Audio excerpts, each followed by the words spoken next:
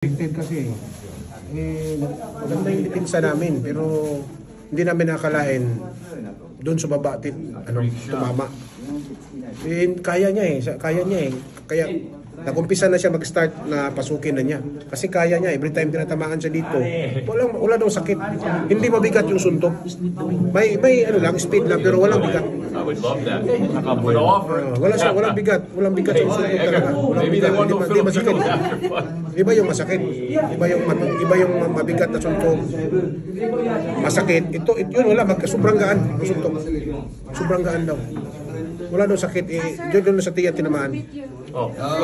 Coach, how do we look forward to this? Paano tayo makakabangon?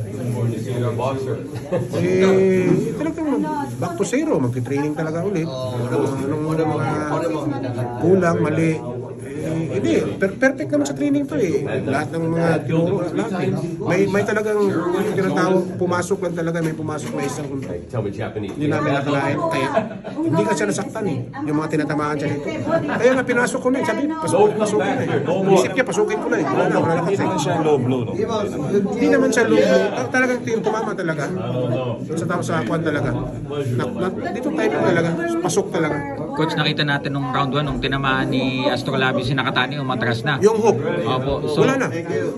Kasi iba to, kasi pag ito ang tumama, mapipil ng kalaban. Malakas to Kaya ang respeto nila, malakas to din. Atras na. Ganun lang yan. Yung hook pang.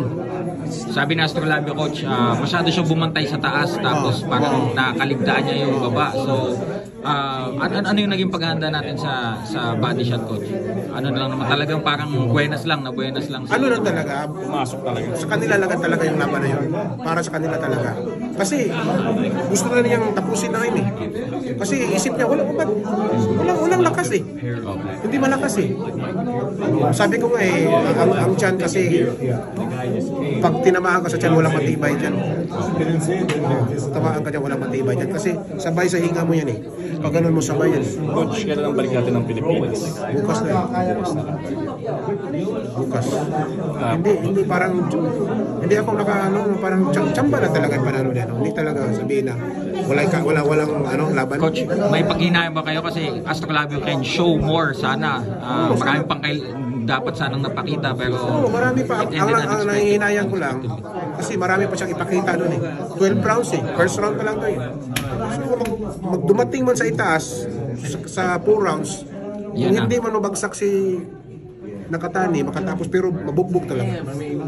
Kasi may lakas Kasi talagang matataranta yung Nakatani pag tinamaan ng malakas. Matataranta talaga yun. Hindi makapurma yun. Pag tinamaan ng malakas, hindi makapurma yun. Kasi Astrolabio kayang tumanggap ng suntok, kayang tumanggap yan. Lahat, ensayado, lahat, kompleto sa training. 4 months training. So, yun ang panghinayang ko kasi matagal ang training. Sabi ko, knockout to. Knockout talaga to.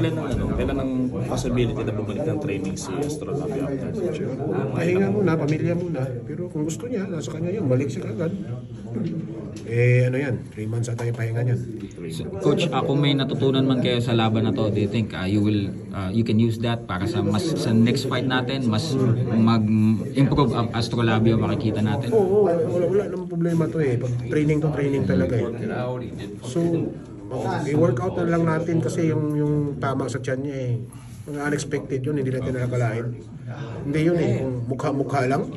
Hindi, kaya niya Kaya niya. Kanina nga, kahit tinamaan siya sa mukha, parang mas lalo pa siyang ginanahan. Gusto niya talagang, kasi wala dong lakas Ang landing ng suntok ni Nakatani, hindi masakit at magaan.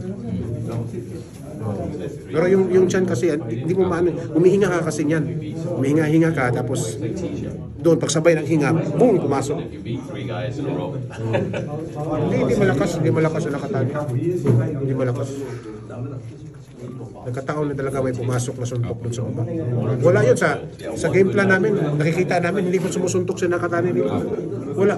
Tingin mo ba, Coach, na paghandaan kayo kasi alam ni Nakatani na may lakas yung Astrolabio?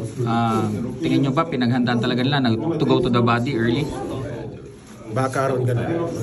Pero how many, ilang fight kasi nakatali, wala akong nakita na body shot. Diniretso niya ng ganun. Oh, puro mukha yung mga sumpok niya. Uppercut, ganun. Yeah, yung huling laban, puro counter sa mukha. Do you think na-scout ng Ige si Astrolabio? Kasi nakita nila yung lalo na yung laban natin sa Thailand. Kahit tinatamaan si Vincent sa mukha, matibay. Matibay, no? yeah. So, kaya nag-ano sila, nag-change ang mindset na sila. Pwede mag-adjust sila sa baba. sa katawan. Yun, doon siguro. Yan, maraming salamat Coach Nonay, and I hope na bigo man tayo ngayon pero naka-learn tayo ng experience at mas magiging magaling pa si Vincent next time. Thank you Coach Nonay. Thank you. Yan.